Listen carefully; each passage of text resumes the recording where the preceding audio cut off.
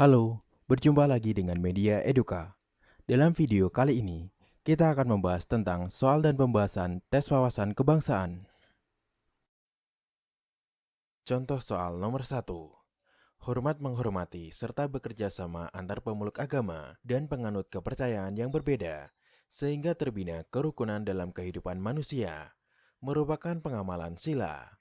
A. Ketuhanan yang Maha Esa. B. Kemanusiaan yang adil dan beradab. C. Persatuan Indonesia. D. Kerakyatan yang dipimpin oleh hikmat, kebijaksanaan dalam permusyawaratan perwakilan. E. Keadilan sosial bagi seluruh rakyat Indonesia. Pembahasan. Unsur-unsur Pancasila sebagai berikut. 1. Unsur ketuhanan. Mempercayai adanya pencipta, yaitu Tuhan Yang Maha Esa, serta bersikap saling menghormati dengan antar pemeluk agama yang lain. 2. Unsur kemanusiaan yang adil dan beradab. Adil artinya memberikan kepada orang lain apa yang menjadi hak mereka dan hak diri sendiri. Dan beradab artinya memiliki perilaku yang baik seperti sopan santun, ramah, dan lain-lain. 3. Unsur persatuan. Bangsa Indonesia yang rukun, bersatu, dan kekeluargaan. 4. Unsur kerakyatan. Bangsa Indonesia yang berdaulat atau berkuasa ialah rakyat. 5. Unsur keadilan sosial. Bangsa Indonesia yang bekerja sama dan membagi hasilnya untuk keperluan bersama. Jadi, jawaban yang tepat adalah A. Ketuhanan yang Maha Esa.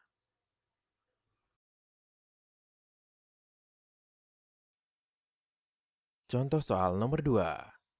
Asal mula Pancasila sebagai dasar filsafat negara yang memiliki arti bahwa Pancasila mengalami peningkatan dari calon dasar negara menjadi dasar negara yang sah, merupakan pengertian dari Pancasila sebagai A.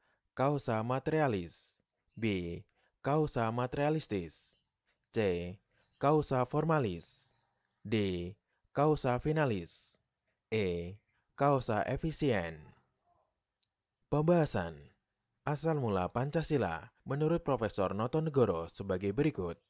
Kausa materialis adalah asal mula Pancasila berdasar nilai-nilai adat istiadat serta nilai religius.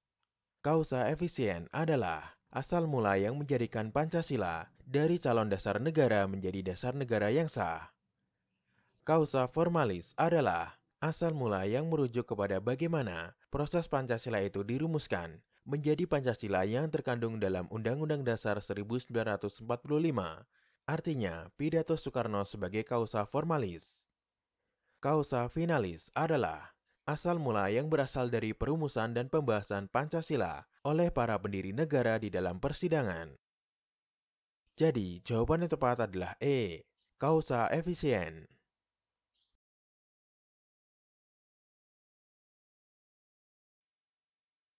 Contoh soal nomor 3. Seorang anak yang lahir di negara penganut paham kewarganegaraan, ius soli, memiliki ibu yang berasal dari negara penganut paham kewarganegaraan, ius sanguinis.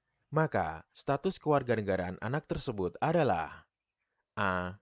Apatrid atau memiliki kewarganegaraan ganda. B. Bipatrid atau tidak memiliki kewarganegaraan. C. Apatid atau tidak memiliki kewarganegaraan. D. Bipatrid atau memiliki kewarganegaraan ganda. E. Zeropatrid atau tanpa kewarganegaraan. Pembahasan. Ius soli adalah cara menentukan kewarganegaraan seseorang berdasarkan tempat orang tersebut dilahirkan. Ius sanguinis menentukan kewarganegaraan seseorang berdasarkan keturunan orang tersebut. Kewarganegaraan ganda atau bipatrid adalah orang yang memiliki kewarganegaraan ganda, di mana orang keturunan negara A atau ius sanguinis dan lahir di negara B atau ius soli. Karena seorang tersebut adalah keturunan dari negara A, maka dianggap sebagai warga negara A.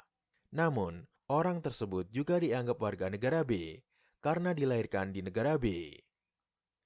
Jadi, jawaban yang tepat adalah D. Bipatrid atau memiliki kewarganegaraan ganda.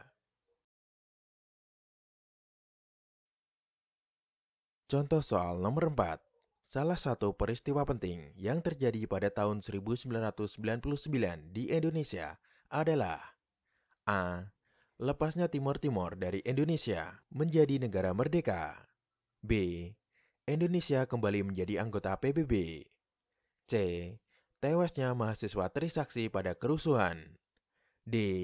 Kembalinya Irian Barat. E. Mulainya era Orde Baru. Pembahasan.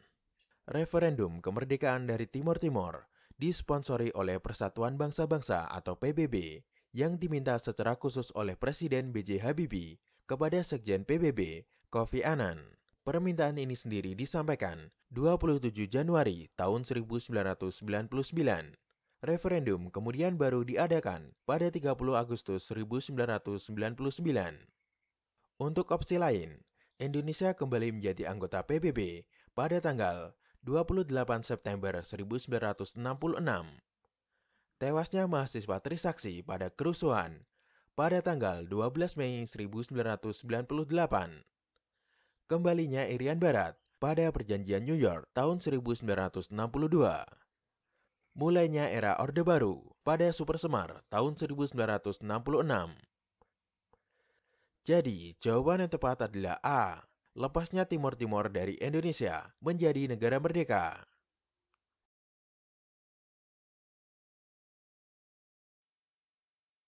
Contoh soal nomor 5.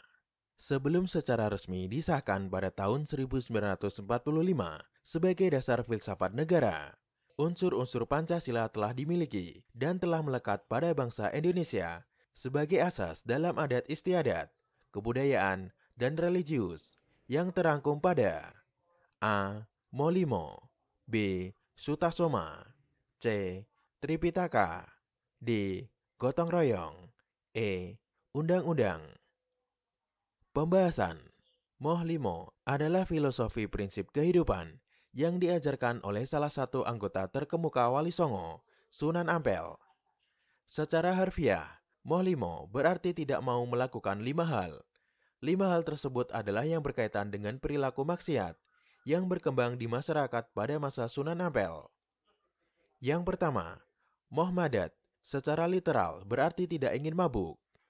2. Mohmadon berarti tidak memainkan wanita, dalam artian untuk tidak melakukan zina. 3.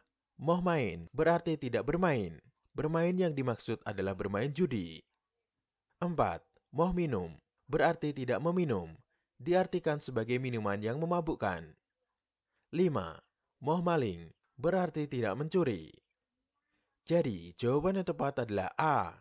Molimo. Terima kasih telah menonton video ini.